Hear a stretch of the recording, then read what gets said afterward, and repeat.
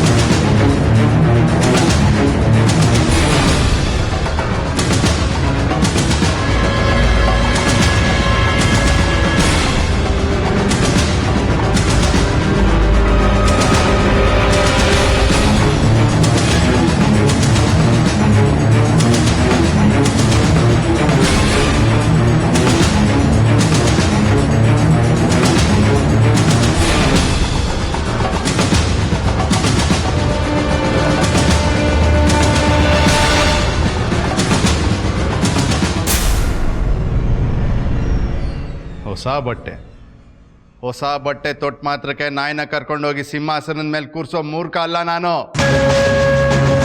ನೀನು ನಾನು ಅನ್ಕೊಂಡಂಗಿಲ್ಲ ಕಣೋ. ಪೆದ್ದ ಅನ್ಕೊಂಡಿದ್ದೆ. ಪೆದ್ದ ನೀನಲ್ಲ, ನಾವು. ಏನಂದೆ ನೀನು? ನನ್ನ ಮಗಳು ಬೇಡ, ನನ್ನನ್ನು ಬಿಟ್ಬಿಡಿ, ನಾನು ಇಲ್ಲಿಂದ ಓಡೋಗ್ತೀನಿ ಅಂದೆ. ಈಗೇನು ಮಾಡಿದೆ ನೀನು? ದೇವಿಕನ್ ಮದುವೆ ಆಗ್ತೀನಿ ಅಂತ ಎಲ್ಲರ ಮುಂದೆ ನನ್ನ ಅವಮಾನ ಮಾಡ್ದೆ. ಕಡೆಗೂ ನಿನ್ನ ವಕ್ರ ಬುದ್ಧಿ ತೋರಿಸ್ಬಿಟ್ಟೆ ಅಲ್ಲ.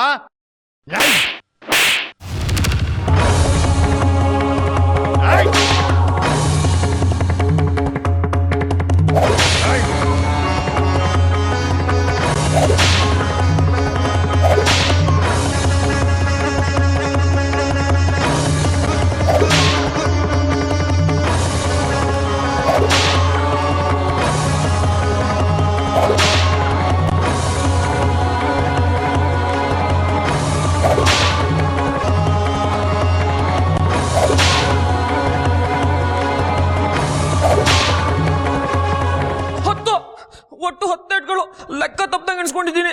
ಎಲ್ಲದೂ ದೇವಿಕಾ ಕೊರತೆ ಒಪ್ಪಿಸ್ತೀನಿ.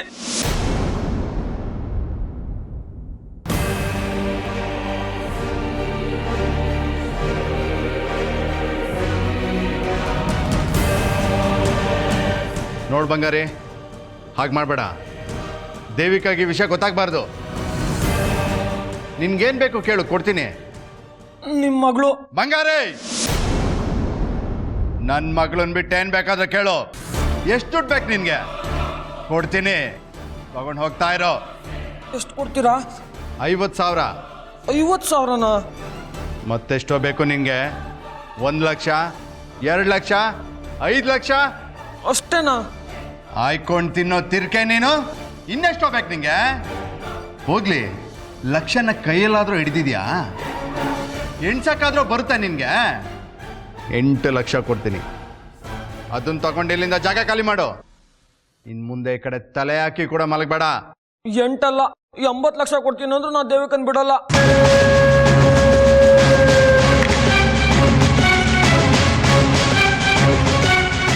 ನನ್ನ ಜೊತೆ ಆಟ ಆಡಕ್ಕೆ ಬರಬೇಡ ಬಂಗಾರಿ.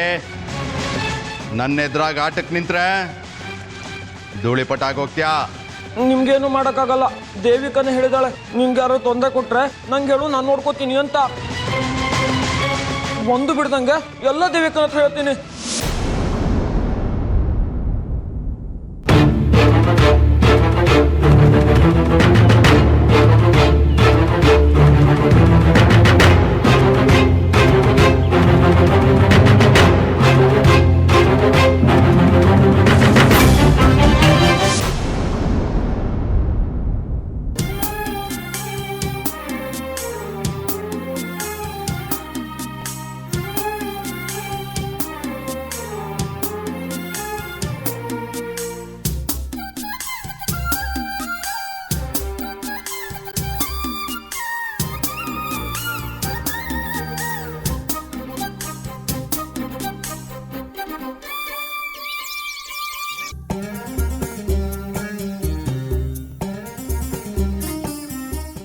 ಬಂಗಾರಿ, ಕೊನೆಗೂ ನಿನ್ ಪ್ರೀತಿ ಸಾಬೀತಾಗೋಯ್ತು.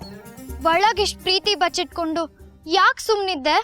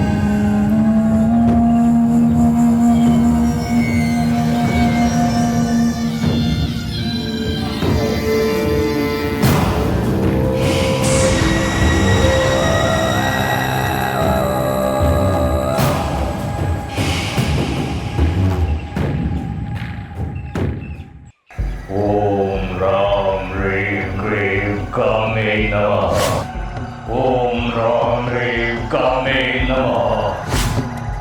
ओम राम ह्रीं कपातये नमः। ओम राम ह्रीं कपालिने नमः। ओम राम ह्रीं चंडमालिने नमः। ಶಕ್ರಪ್ಪ, ನಾನು ನಿಮ್ಮ ಹತ್ರ ಮುಖ್ಯವಾದ ವಿಷಯ ಮಾತಾಡಬೇಕು. ಆ ವಿಗ್ರಹ ಮಾತಾಡಬೇಡ ನೀನು. ಇನ್ನೊಂದು ಮಾತಾಡಿದ್ರೆ ನಾಲ್ಗೆ ಸಿಗಿದು ಬಿಡ್ತೀನಿ. ಅಮ್ಮನವ್ರ ವಿಗ್ರಹ ತಗೊಳ್ಳೋಕೆ ನಾವು ಯೋಜನೆ ಮಾಡಿ ಹಾಕಾಗಿದೆ.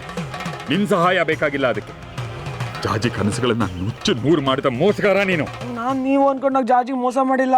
ನನ್ನ ಉದ್ದೇಶನೇ ಬೇರೆ. ಏನು ಉದ್ದೇಶ ನಿಂದು? ನಿನ್ನ ಮಾತನ್ನ ಮತ್ತೆ ನಂಬಕ್ಕೆ ನಾವು ಪೆದ್ದುಗಳು ಅನ್ಕೊಂಡಿದ್ಯಾ? ಹೊರಗೋ ಇಲ್ಲಿಂದ, ಮಾತಾಡಬೇಡ.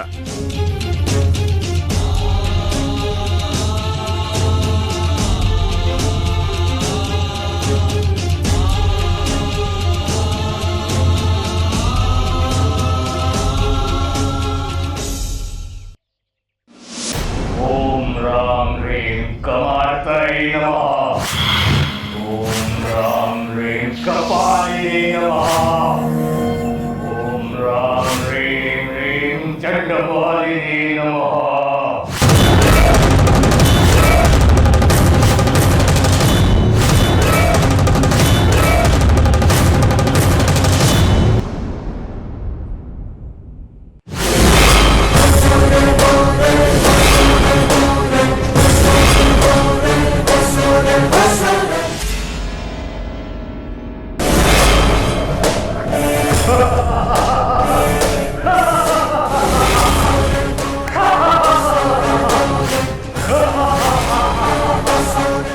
ಏನಾಯ್ತು ಕಡ್ಗೆ? ವಿಗ್ರಹ ಕಾಣಿಸ್ತಾ? ಕಾಣಿಸ್ತು ವಿರೂಪಾಕ್ಷ. ವಿಗ್ರಹ ಸ್ಪಷ್ಟವಾಗಿ ಗೋಚರಿಸ್ತು. ಹಾಗಾದ್ರೆ ಎಲ್ಲಿದೆ ವಿಗ್ರಹ? ಅದು ಆ ರುದ್ರಪ್ಪನ ಮನೆಯಲ್ಲೇ ಇದೆ. ಅದು ಆ ರುದ್ರಪ್ಪನ ಮನೆಯಲ್ಲೇ ಇದೆ ಅಂತ ನನ್ನ ತಾಯಿ ತೋರಿಸ್ತಾ ಇದ್ದಾಳೆ.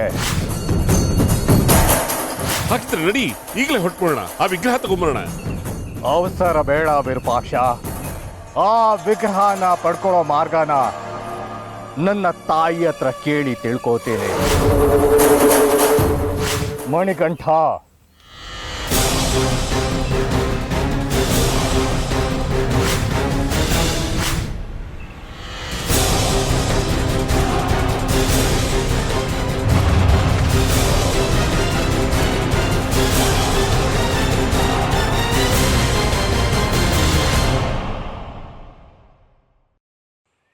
ओम राम ह्रीं चंडमालिने नमः। ತಾಯಿ, ಆ ವಿಗ್ರಹ ರುದ್ರಪ್ಪನ ಮನೆಯಲ್ಲೇ ಇರೋದಾದ್ರೆ ಯಾವ ಸ್ಥಳದಲ್ಲಿದೆ, ಎಲ್ಲಿ ಅವಿಸಿಡಲಾಗಿದೆ, ಅದರ ಸುತ್ತಮುತ್ತ ಏನಿದೆ, ಅದು ನನಗೆ ಗೋಚರಿಸುವಂತೆ ಮಾಡು ತಾಯೇ. ತೋರಿಸು ತಾಯೇ. ತೋರಿಸು.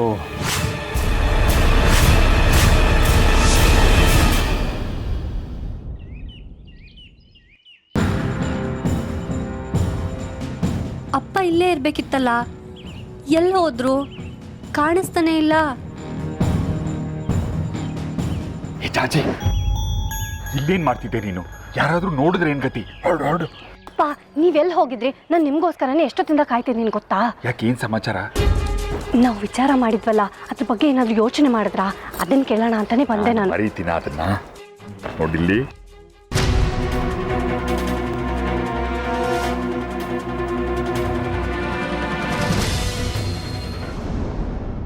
ಚಪ್ಪಲಿ ಕಾಯೋ ದಾಸ ನನ್ನ ಮಗಳಿಗೆ ಮೋಡಿ ಮಾಡಿದ್ದಾನೆ. ನನ್ನ ಆಸ್ತಿ ಮೇಲೆ, ಮಗಳ ಮೇಲೆ ಕಣ್ಣು ಹಾಕಿದ್ದಾನೆ. ನನ್ನ ಅಳಿಯಾಗಿ ಈ ಅರಿಯಂತಪುರಕ್ಕೆ ಯುವರಾಜ ಆಗಕ್ಕೆ ಹೊರಟಿದ್ದಾನೆ. ನಾನು ಹೊಡೆದಿದ್ದ ಏಟ್ಗೆ ಪ್ರತಿಯಾಗಿ ನನ್ನ ಮಗಳಿಗೆ ಹೇಳ್ತೀನಿ ಅಂತ ಹೆದರ್ಸ್ತಿದ್ದಾನೆ. ಈಗಲೇ ಹಿಂಗೆ ಆಡೋನು. ಏನಾದರೂ ನನ್ನ ಗೆಳೆಯ ಆಗ್ಬಿಟ್ರೆ ನನ್ನ ಕೈಗೆ ಚಂಪ್ ಕೊಟ್ಬಿಟ್ಟು ನನ್ನೇ ಮನೆಯಿಂದ ಓಡಿಸ್ಬಿಡ್ತಾನೆ. ಇನ್ನವನು ಜೀವಂತವಾಗಿರಬಾರ್ದು. ಅವನು ಜೀವಂತವಾಗಿದ್ರೆ ನನಗೆ ಉಳಿಗಾಲ ಇಲ್ಲ. ರಾಮಕೃಷ್ಣ, ಯಜಮಾನ್ರೆ, ಏನಾದರೂ ಮಾಡಿ ಸಮಯ ಸಾಧಿಸಿ ಬಂಗಾರಿನ ಮುಗಿಸಿ ಮೂಟೆ ಕಟ್ಟಿ ನದಿಗೆ ಬಿಸಾಕು. ಯಜಮಾನ್ರೆ. ಬಂಗಾರಿನ ಮುಗಿಸ್ಬೇಕಷ್ಟೇ. ಸರಿ ಯಜಮಾನ್ರೆ.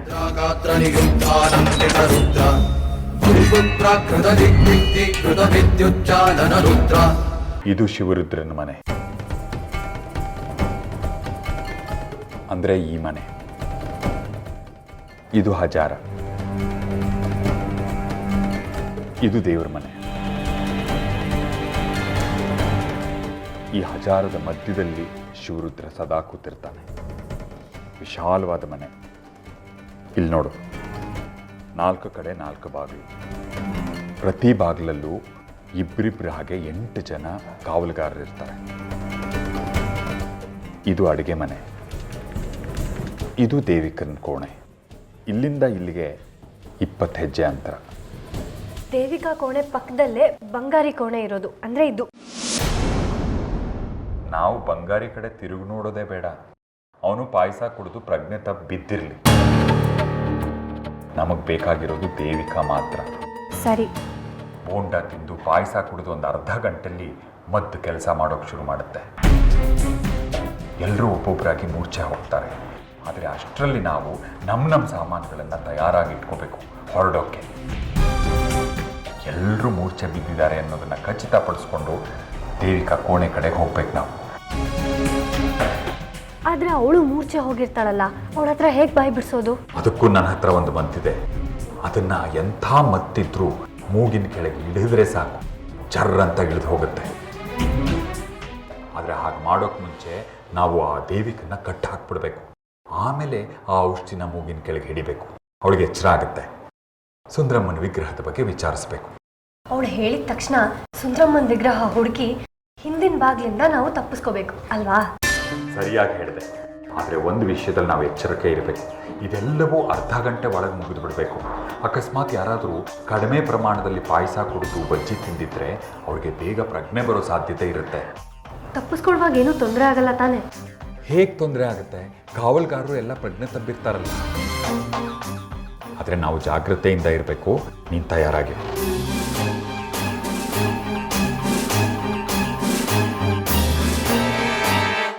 ವಿರೂಪಾಕ್ಷ, ಇವತ್ತೇ ಆ ಶಿವರುದ್ರಪ್ಪನ ಮನೆಗೆ ನುಗ್ಗಿ ಆ ವಿಗ್ರಹವನ್ನ ನಮ್ಮ ವಶಕ್ಕೆ ಪಡ್ಕೊಳ್ಳೋಣ. ಅದಷ್ಟು ಸುಲಭ ಅಲ್ಲ ಕಡಿಕೆ. ರುದ್ರಪ್ಪನ ಆಳುಗಳು ಹಗಲು ರಾತ್ರಿ ಎಂದೇ ಪಾಳಿ ಲೆಕ್ಕದಲ್ಲಿ ಅವನ ಮನೆ ಕಾವಲು ಕಾಯ್ತಾ ಇರ್ತಾರೆ. ರುದ್ರಪ್ಪನ ಅಪ್ಪಣೆ ಇಲ್ಲದೆ ಒಂದು ಕ್ರಿಮಿ ಕೂಡ ಅವನ ಮನೆ ಒಳಗಡೆ ಪ್ರವೇಶ ಮಾಡೋದಕ್ಕೆ ಸಾಧ್ಯ ಇಲ್ಲ. ಅವನ ಮನೆಯಲ್ಲಿ 100 ಅಲ್ಲ 1000 ಜನ ಇದ್ರು ಕೂಡ ಅವರನ್ನ ಮಣಿಸೋದು ಹೇಗೆ ಅಂತ ನನ್ಗೆ ಚೆನ್ನಾಗಿ ಗೊತ್ತು.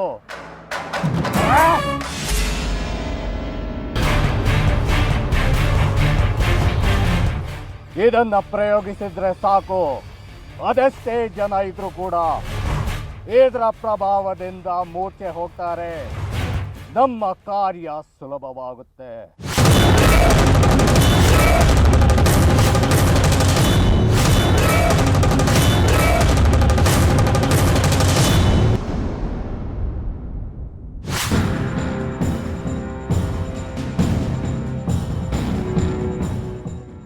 ರಾಜ, ಬಾ ಹಂಚಣ.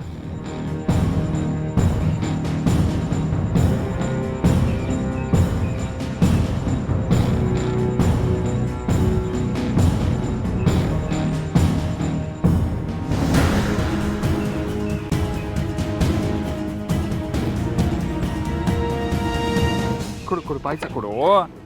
ತಗೊಳ್ಳಿ ತಗೊಳ್ಳಿ ತಗೊಳ್ಳಿ ತಗೊಳ್ಳಿ ತಗೊಳ್ಳಿ ತಗೊಳ್ಳಿ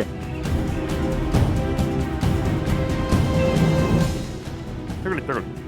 ಇನ್ನೊಂದು ಬೇಕಾ? ಇನ್ನೊಂದು ತಗೊಳ್ಳಿ. ಕೊಡು ಕೊಡು, ಪಾಯಸ ಕೊಡು. ಏನಪ್ಪ?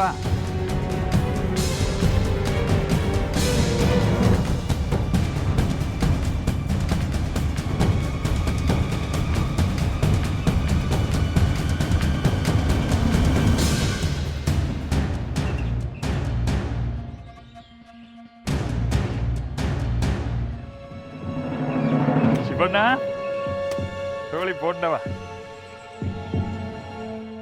ಪಾಯಸ ಕೊಡು. ತಗೊಳ್ಳಿ ತಗೊಳ್ಳಿ ತಗೊಳ್ಳಿ.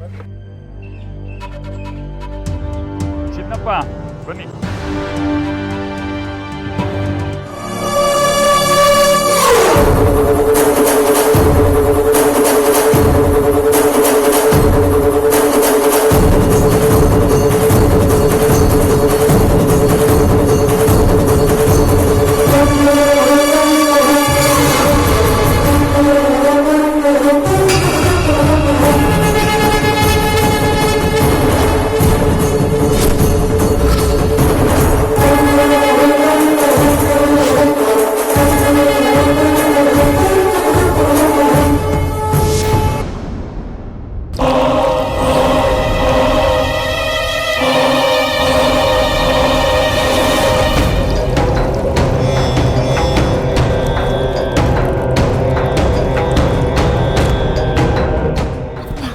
ಎಲ್ಲ ಹೋಗಿದ್ರಿ? ನಾನು ನಿಮ್ಮನ್ನೇ ಹುಡುಕ್ತಿದ್ದೆ. ಚಿಂತೆ ಯಾಕೆ ಮಾಡ್ತೀಯಾ? ಗಾಬರಿ ಯಾಕಾಗಿದ್ಯಾ? ನೋಡು, ಎಲ್ಲರೂ ತಿಂದು ಕುಡಿದು ಮೂರ್ಛೆ ಹೋಗಿದ್ದಾರೆ. ಅವ್ರಿಗೆ ಮತ್ತೆ ಪ್ರಜ್ಞೆ ಬರೋಕ್ಕೆ 8 ಗಂಟೆ ಆದರೂ ಬೇಕು. ಅಷ್ಟು ಸಮಯ ನಮಗೆ ಬೇಕಾದಷ್ಟು ಆಯ್ತು ನಮ್ಮ ಕೆಲಸ ಮಾಡೋಕ್ಕೆ. ನಡಿ. ನಾನು ನಿಮ್ಗೇನೋ ಹೇಳಬೇಕು. ಬಂಗಾರಿ ಸಿಕ್ಕಿದ್ದ, ಅವ್ನು ನನಗೇನೋ ವಿಷಯ ಹೇಳ್ದ. ಏನಂತೆ? ಸುಂದ್ರಮ್ಮ ಎಲ್ಲಿದ್ದಾಳೆ ಅಂತ ಅವನಿಗೆ ಗೊತ್ತಿದೆಯಂತೆ. ಅವ್ನು ದೇವಿಕನ್ನ ಮದುವೆ ಆಗ್ತಿಲ್ವಂತೆ. ಮದುವೆ ಆಗ್ತೀನಿ ಅಂತ ನಾಟಕ ಆಡಿ ಸುಂದ್ರಮ್ಮನ ವಿಷಯ ಬಾಯಿ ಬಿಡಿಸಿದ್ದಾನೆ.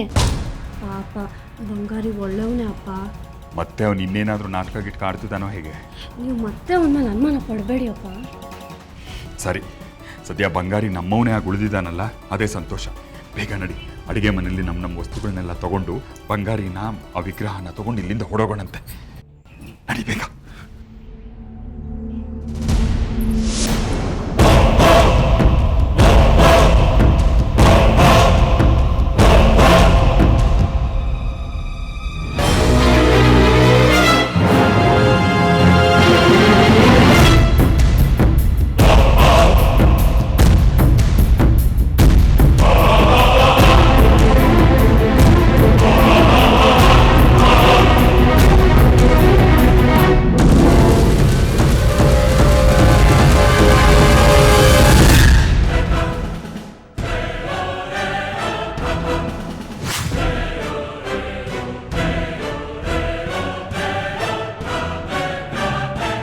ಹೇಗಿದೆ ನನ್ನ ಪ್ರಯೋಗ ವಿರೂಪಾಕ್ಷ?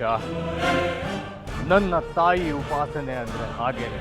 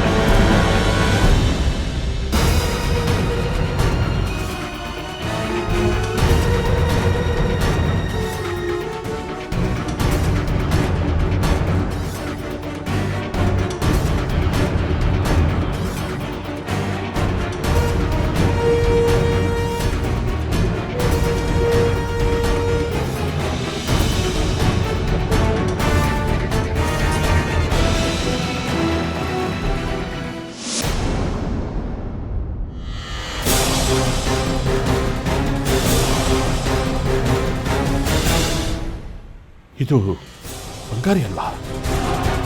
ಹೌದು, ಇವನೇ ಬಂಗಾರಿ. ಈ ಮನೆ ಅಳಿ ಆಗೋಕೆ ಹೊರಟಿರೋನು. ನನ್ನ ಮಂತ್ರ ಶಕ್ತಿಗೆ ಮೂರ್ಛೆ ಹೋಗಿದ್ದಾನೆ. ಸಾಕು ಸರ್, ಸುಮ್ಮನೆ ಕತೆ ಹೇಳ್ತಾ ಇರ್ಬೇಡ. ನಿನ್ ತಾಯಿ ತೋರಿಸಿದ ವಿಗ್ರಹ ಇರೋ ಜಾಗ ಇದೇನೆ? ಹೌದು, ನನ್ನ ತಾಯಿ ತೋರಿಸಿದ ಜಾಗ ಇದೇನೆ. ಮಣಿಕಂಠ, ಆ ಮೂಲೆಯಲ್ಲಿ ಹುಡುಕು.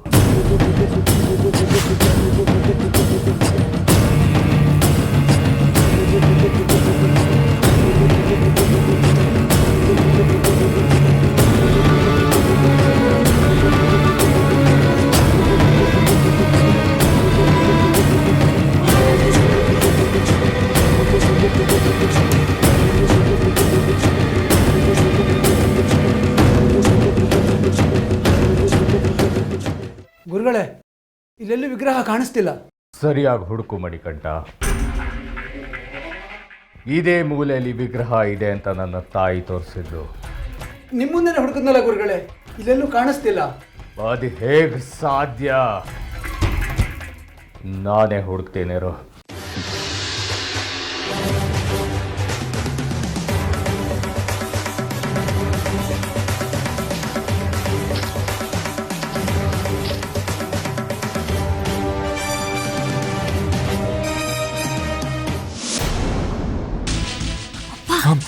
ಎಲ್ಲ ಜೋಡಿಸ್ಕೊಂಡಾಯ್ತಾ?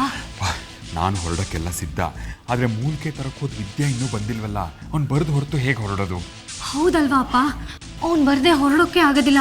ಎಲ್ಲರೂ ಒಬ್ಬೊಬ್ಬರೇ ಮೂರ್ಛೆ ತಪ್ಪು ಬೀಳ್ತಿದ್ದಾರೆ. ಈಗೇನು ಮಾಡೋದು? ನಾವು ಹೊರಡೋದಿರಲಿ, ಆ ದೇವಿಕನ್ನ ಎಚ್ಚರಪಡಿಸಿ ಆ ವಿಗ್ರಹ ಎಲ್ಲಿದೆ ಅಂತ ತಿಳ್ಕೊಬೇಕಲ್ಲ. ಅಯ್ಯೋ ಅಪ್ಪ, ಸುಂದ್ರಮ್ಮ ಎಲ್ಲಿದ್ದಾಳೆ ಅಂತ ಬಂಗಾರಿಗೆ ಗೊತ್ತಿದೆಯಲ್ಲ. ಹೌದಾ? ಅದಕ್ಕೆ ದೇವಿಕನ್ನ ಎಚ್ಚರಿಸೋದು ಬೇಡ, ಬಂಗಾರಿ ನೋಡಿದ್ರೆ ಸಾಕು. ವಿಗ್ರಹ ಮುಖ್ಯ.